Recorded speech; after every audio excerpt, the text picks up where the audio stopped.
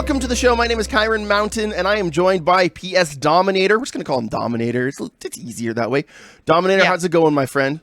Everything's going really well. Yeah? I can't wait to talk about all the news that we found today. Let's talk about this. Oh, we're talking about AYANEO leaks first? Mm-hmm. All right, let's talk about these. What do you got, my dude? So we have a few interesting things about this new AYANEO Air handheld that's coming out. The OLED screen, the thin and lightweight. So let's back up a second here, because I've been talking to people about the AYANEO Air, and I've already been getting questions. Is this the next? Is this the Neo? Is this because the naming convention is we're talking about something that hasn't even been announced yet. It's just been teased and leaked. This is not the AYANEO Next. This is not the AYANEO 2021. Any of that stuff. Completely new product. It's not even real yet because it's not official because it hasn't been announced. Well, actually, it is kind of official, but Arthur's been teasing it, but it's not official until it's official, right? I mean, we have the naming convention, we have the screen specs. Do we know it's going to be called Air? Yeah. No way. Confirmed just last night that would be named Air. Well, then forget everything I said and listen to Dominator. I'll sit back tight and shut up now because he obviously knows way more than me. Yeah, I've been keeping track of all this. So fill us in then. For someone who doesn't know anything, though, for the person that gets the Air confused with the Next, let's talk to them. What do they need to know? Something important is that the Next is the main handheld for AAA gaming, but this new Air will be really nice for casual indie gaming. You can play some AAA on it, as we could see here. I actually have some performance benchmarks pulled up on here. But the real big thing here, before we jump to any more slides here, like you got in the bottom right corner here, requests we made it lighter. It's lighter, and they're showing that it's lighter than the Switch OLED. And the one reason why that's kind of important is because this new device has an OLED screen. Mm-hmm. So you're going to have those beautiful colors in a nice little Switch light size handheld that can be docked and is a full working PC. Mm-hmm. Yeah, the screen is something really interesting about this. It's one of the best, basically. Super accurate in terms of colors, so you could actually do some basic photo editing on here. And I don't mean to stroke Arthur's ego or anything and be like, oh, Arthur's the best, but he does pick the right things. Like when he goes and fixes something, he fixes it. Like I've been holding my original AYANEO 2020 versus the shell that I need to put it into, and yeah, Arthur fixed a lot of things. Like I trust this guy with this one, especially because this one clearly is 100% his idea, right? Exactly. He said he's built this from the ground up. Totally original. This isn't from what he's learned. Yeah, exactly. Yeah. We thought, the Next was really leaning into what he wanted for. Yeah. Yeah, we thought that was what he wanted for the brand, but we could see here, this is really going all out. This isn't like the new Ambernick that's, well, we're going to talk about that later. Yeah, we need to talk about the new Ambernick, but we will. But they're not cheaping out using some crappy 540p screen. This is like full-blown 1080p. Because Ambernick just put out, we need to acknowledge that Ambernick did just put out an OLED handheld, didn't they? Yeah, it's for emulation. It has like a gig of RAM or something. It runs Linux, and I'm holding up on Ambernick right now. It's really, you're not going to get much bigger or better experience than this, or was it a 351p? One of those. It's an OLED screen, so it's for that collector, if you ask me. Yeah, it's definitely. If they were serious, they would have put that OLED screen inside that Android handheld and then sold it. Then you would know they were serious. If you ask That's me. An interesting idea. Yeah, that's something we could talk about later, and something that maybe even GPD or another company would consider. I think. Yeah. Anyways, let's get back on. We've got the new sticks that are in the Next, which are supposed to be super nice. They're there was the shoulder buttons that they're the magnetic, right? Or yeah, the sticks magnetic. It was the sticks that are magnetic. They have the Hall sensors. So these are going to be the same ones, I'm sure. Yes, very likely. It also has some element of RGB lighting around the stick, which is a really cool feature. That was something I canceled I was looking forward to on my Odin before I canceled it, was the lighting. And then I found out it's not even RGB. It's like one color. So if this is actually RGB, do we know for sure? It is actually RGB. You can control the colors on it. Do we know anything if it'll do anything fancy like change colors based on what's going on in the game? No, that's... You know what I want? Dominator. What? Do you know what I want? I want my stick to change colors based on my OBS's recording or not in the background. Boom. That might be something to program in. Boom. That would be so good. Because then whatever game you're playing, maybe it doesn't need a click in. You just click in your stick. It changes to red. It's a recording. You play your game. You click your stick. It stops the recording. You just click it again. You start the next Let's Play episode. I actually think that's something that could be implemented like a hotkey. Yes, You my need dude. some sort of companion program, like a controller companion or something, but I think that's totally possible. I need to have chat up. We're live streaming right now, and Adam's getting in here. He says, "Welcome to the AYANEO conference," and click your stick. That's almost, that should be like, I know there's a guy here in Canada that his tagline is "Keep your stick on the ice." I think ours should be "Click your stick." Because Good I'll be idea. honest, when I started collecting retro PC handhelds, I didn't have clicky sticks. The GPD Win 2 did not have a clicky stick. It was a pain in the butt. So, we Yeah. talking specs now about the Air? Let's go through what we do know for sure. It's going to be under 500 grams. We're going to have some great RAM, I'm assuming. Actually, about the weight, it's pretty much nearly confirmed to be 400 grams. The same weight that was listed here on this leak back in slide 1, which is why I think also the $600 price is accurate. But that's something, talk about later. Anyways, let's go back to these specs. All right. We have LPDDR4X 4200. Do we know how much RAM it's going to have? No, not yet. But we're safe. We're going to say it's going to be above 8. Like, it would be dumb of anyone to put less than 8 in a gaming handheld, right? Well, actually, that will depend on the CPU that we use. Oh. So that's another. We'll talk about that in a minute. Replaceable Yeah, but SSD. Yes, it is swappable. Which I love because I've already swapped the SSD in my Aya for a bigger one. And I mean, I hate it when they solder those down. Why? Exactly. It's such a nice way to expand the storage. And now we're looking at different game specs here. Metroid Dread at 60 frames a second at 12 watts. Wow. Hades at 70 watts. Wow. These are really great. So someone who doesn't even mess with the TDP is going to have a great experience. Exactly. It comes out, I think, default with 15 watts too, so it should definitely be able to handle anything you draw at it without tinkering. Also, higher clock speeds out of the box. Yeah.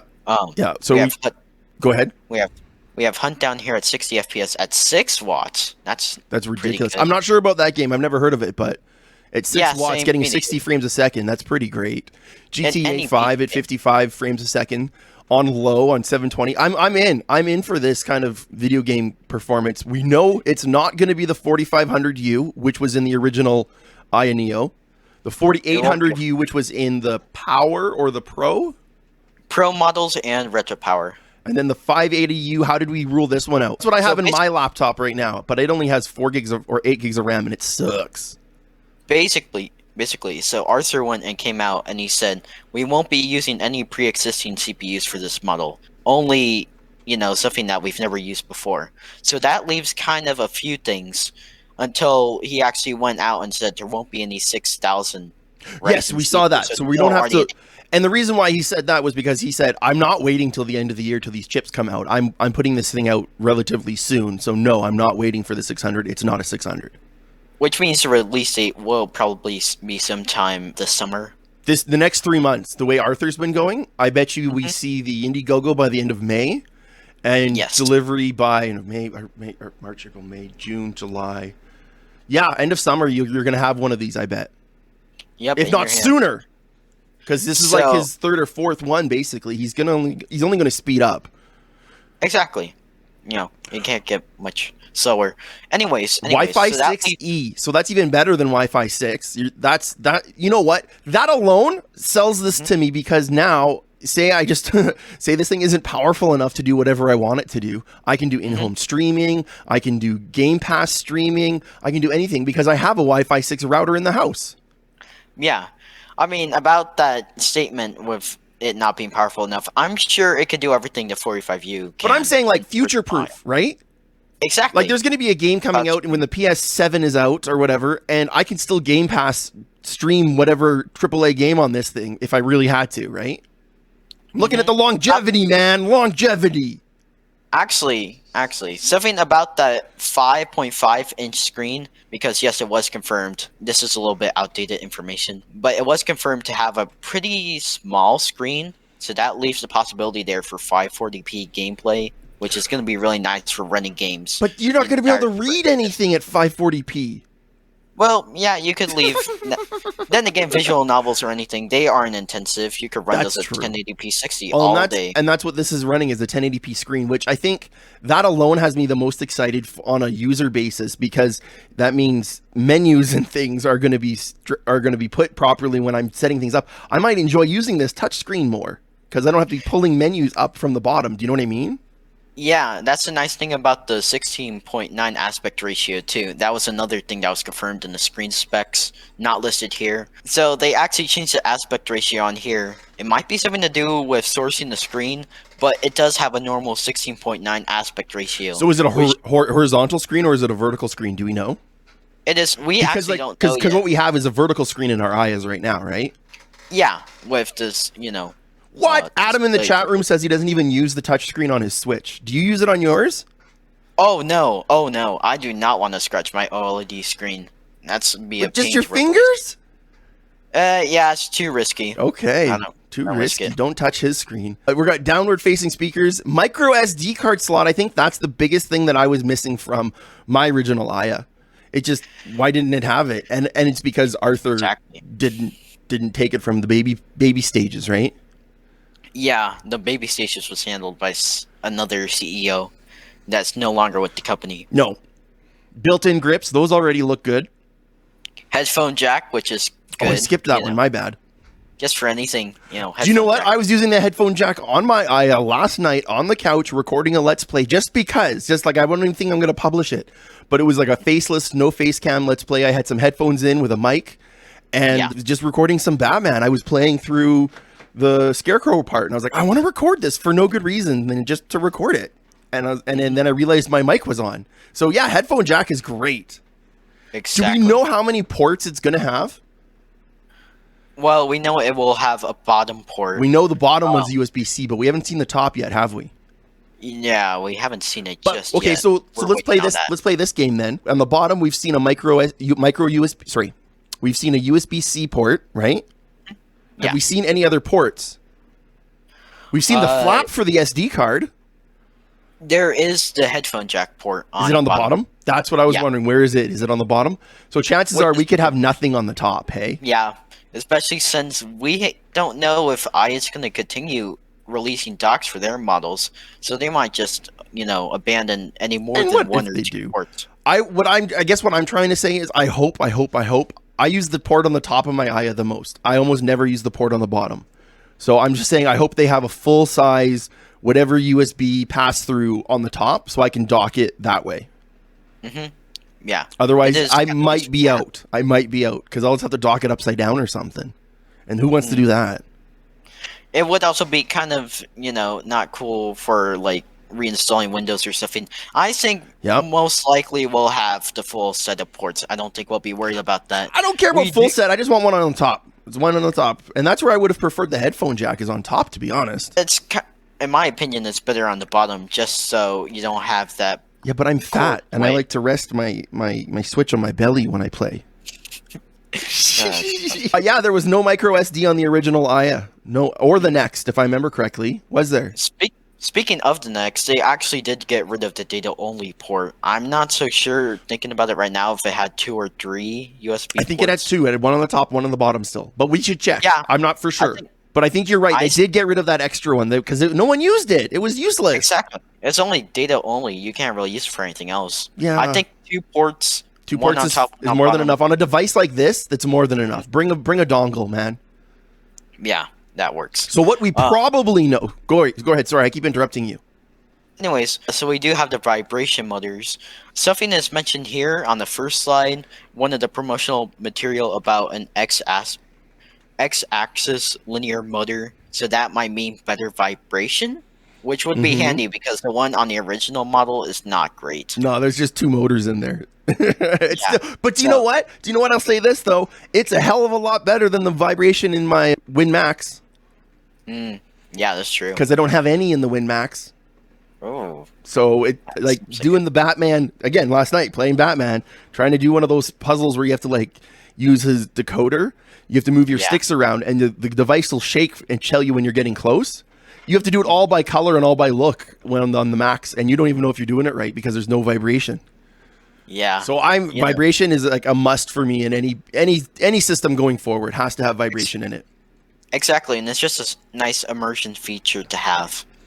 Really immerses you in the game. So Anyways, it is keeping the Xbox controller layout. yep, We know from the promotion material that it is thicker than a Switch. I'm pretty sure. Yeah, yeah, it's thicker than a Switch, but it's still that's fine. pretty manageable. Yeah.